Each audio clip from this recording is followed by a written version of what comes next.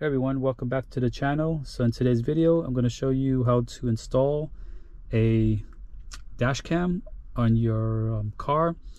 This works for Toyota models. I actually found this company on Amazon called Dongar. This is supposed to be a device where it actually splits the power from this, because your mirror in your Toyota here, it is right on the back here, and basically this is a auto dimming mirror, and it basically has power. So you're splitting the power from this cable and into this cable as well. This has a USB connection, so you're going to need a USB connector into your dash cam, and that's basically it. I already installed my dash cam already and mounted, as you can see here.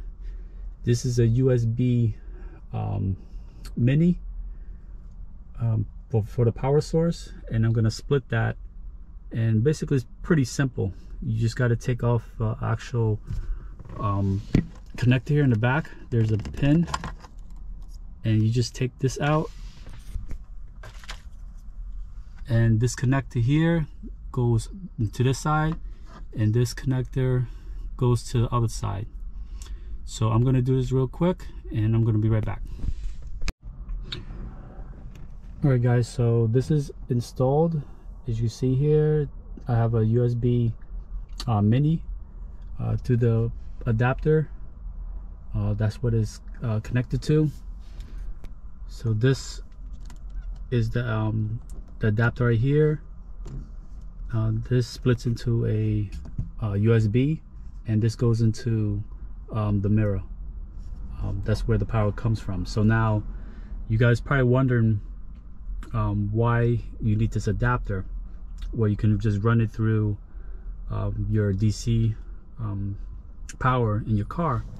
So sometimes you can see here I have something connected, but then you're gonna have a wire hanging from your mirror all the way down to this adapter, so it makes the installation cleaner.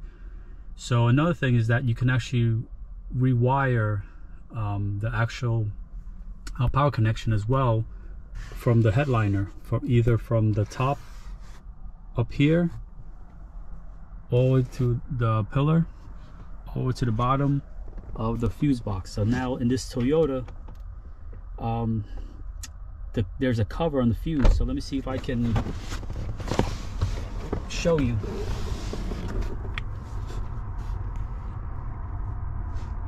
So here's a cover. So once you have that cover on, for the power, you're not going to be able to connect it. So I think this is a better solution to that problem. Or